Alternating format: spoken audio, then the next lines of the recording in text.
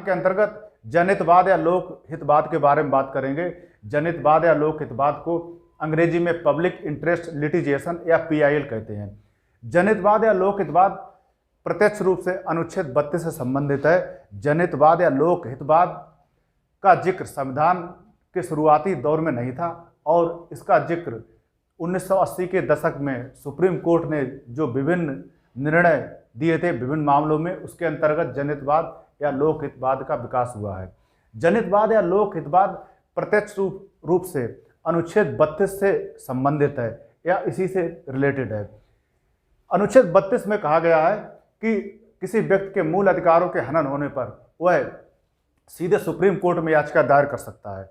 लेकिन शुरुआती वर्षों में ऐसा हुआ कि जो वंचित वर्ग था, भारत में गरीब वंचित वर्ग और निरक्षर और अनपढ़ वर्ग था, उसके मूल अधिकारों का हनन होता रहा और उनके पास ये व्यवस्था नहीं थी कि या उनके पास कोई विधिक साधन नहीं थे या धन की व्यवस्था नहीं थी जिससे वह सीधे सुप्रीम कोर्ट जा सकें अपने मूल अधिकारों के हनन को रोकने के लिए या मूल अधिकारों के संरक्षण के लिए। क्योंकि सुप्रीम कोर्ट ने शुरुआती वर्षों में यह निर्धारित किया था कि वही व्यक्ति मेरे पास आ सकता है या सुप्रीम कोर्ट की शरण में आ सकता है जिसके मूल अधिकारों का हनन हुआ हो। तो इसका अर्थ ये हुआ कि जो वंचित वर्ग था उनके मूल अधिकारों का हनन होता रहा और जो धनाढ़ वर्ग या संपन्न वर्ग था वो पैसे या धन के बल पर सुप्रीम कोर्ट पहुंचते रहे और अपने मूल अधिकारों का संरक्षण करते रहे। तो इसमें सुप्रीम कोर्ट ने ये माना कि मैं जब भी संज्ञान लूंगा या सुप्रीम कोर्ट जब भी संज्ञान लेगा जब कोई पीड़ित व्यक्ति जिसके मूल अधिकारों का हनन हुआ है वह सुप्रीम कोर्ट आकर सीधे याचिका दायर करे। तो सुप्रीम कोर्ट ने इसे अपनी भाषा में सुनवाई का अधिकार या अधिकारिता कहा या सुप्रीम कोर्ट की अधिकारिता कहा। इसके बाद क्या हुआ कि सुप्रीम कोर्ट ने 1980 के दशक में लोकहितवादों को प्रोत्साहित करने के लिए जो परंपरागत प्रक्रिया थी सुनवाई का अधिकार या सुप्रीम कोर्ट की अधिकारिता, इसमें संशोधन किया या इसे सरल बना दिया विभिन्न मामलों या केसों में। इसमें सबसे पहले परिवर्तन ये किया कि पहली शर्त ये थी कि मुकदमा केवल वही व्यक्ति कर सकता है जिसके अधिकारों का हनन हुआ हो या मूल अधिकारों का हनन हुआ हो। सुप्रीम कोर्ट ने इस परंपरागत व्यवस्था को बदला या सरल कर दिया। अब कोई भी व्यक्ति या संस्था सामाजिक हित के मुद्दे पर जिसमें सार्वजनिक हित जुड़ा हुआ हो उस मुद्दे पर न्यायालय में जनहित याचिका दायर कर सकता है और न्यायालय इस जनहित याचिका के आधार पर निर्णय दे सकता है या निर्देश देता है। इसके बाद इसमें दूसरी शर्त यह थी कि पीड़ित व्यक्ति ही साक्ष्य पेश करे कि उसका उत्पीड़न हुआ हो। सुप्रीम कोर्ट ने इस प्रक्रिया को भी सरल बना दिया। जो बंधुआ जो मजदूर आंदोलन था, जो बंधुआ मुक्ति मोर्चा बनाम भारत संघ 1983 में, इसमें सुप्रीम कोर्ट ने भी आसान बना दिया कि जो पीड़ित व्यक्ति है वही साक्ष्य प्रस्तुत करने के लिए बाध्य नहीं है। सुप्रीम कोर्ट भी साक्ष्य प्रस्तुत करने में व्यक्ति की मदद कर सकता है। इसमें तीसरी शर्त यही थी कि न्यायालय में याचिका दायर करने के लिए जो जटिल कागजी औपचारिकता या फॉर्मेलिटीज थी उन्हें पूरा करना आवश्यक था। तो सुप्रीम कोर्ट ने इस नियम को बदला या सरल कर दिया और सुप्रीम कोर्ट ने इस नियम को बदलते हुए यहाँ तक इस नियम को बदला कि जस्टिस पीएन भगवती ने एक पोस्ट कार्ड पर लिखी हुई याचिका या निवेदन को भी कागजी औपचारिकता के रूप में स्वीकार किया।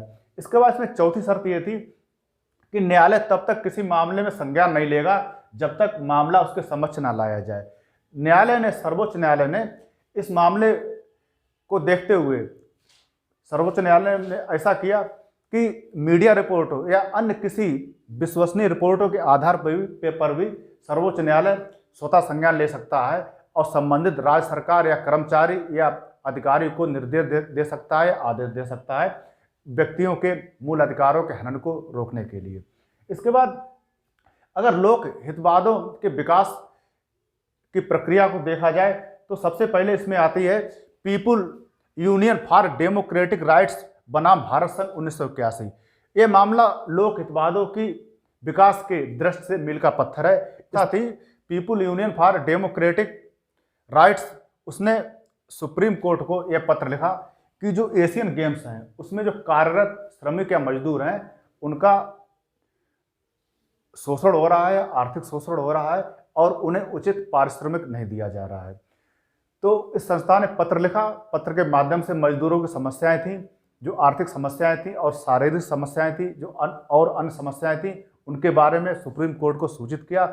सुप्रीम कोर्ट ने इस पत्र को एक जनहित याचिका के रूप में स्वीकार किया पहली बार, और इसके लिए इसने श्रमिकों के शोषण को रोकने के लिए आदेश जारी किए। इसके बाद दूसरा उदाहरण आता है स्वामी अग्निवेश, जो एक समाज सेवी हैं। उन्होंने एक आंदोलन चलाया था, बंधुआ मुक्ति मोर्चा आंदोलन। इस आंदोलन द्वारा उन्होंने भारत में जितने बंधुआ मजदूर थे उनके मुक्ति के लिए काफ़ी प्रयास किए। इस संदर्भ में सबसे पहला प्रयास उनका आता है, जो फरीदाबाद हरियाणा में जो पत्थर के खदान में श्रमिक थे, वो एक प्रकार से बंधुआ मजदूर थे और उनसे बेगारी कराई जाती थी। तो स्वामी अग्निवेश ने पत्र के माध्यम से मजदूरों की समस्याओं को सुप्रीम कोर्ट के समक्ष रखा, और उस समय जो तत्कालीन सुप्रीम कोर्ट के चीफ जस्टिस थे पीएन भगवती, उन्होंने उस पत्र को एक जनहित याचिका के रूप में स्वीकार किया और बंधुआ मजदूरों के साथ पूरी तरह न्याय किया। इसके बाद अगर लोकहितवादियों का योगदान की बात आती है, तो सुप्रीम कोर्ट ने इन याचिकाओं के माध्यम से कई वंचित वर्ग, जैसे रेप पीड़ित महिलाएं, अनाथ बच्चे और जेल में बंद बच्चे, इसके अलावा विचाराधीन कैदी और पर्यावरण प्रदूषण से त्रस्त नागरिक और भ्रष्टाचार और अन्य कई मुद्दों पर लोकहितवादों के माध्यम से संज्ञान लिया है और कई आदेश भी जारी किए। साथ ही साथ अनुच्छेद 21 के अंतर्गत अब पर्यावरण प्रदूषण के खिलाफ और साथ ही साथ भ्रष्टाचार के खिलाफ सुप्रीम कोर्ट ने कई मामलों में निर्णय दिए हैं और जनहित याचिकाओं के माध्यम से अनुच्छेद 32 का विस्तार किया है और उसे एक व्यवहारिक रूप प्रदान किया है। तो ये तो हुआ जनहितवाद या लोकहितवाद की व्याख्या।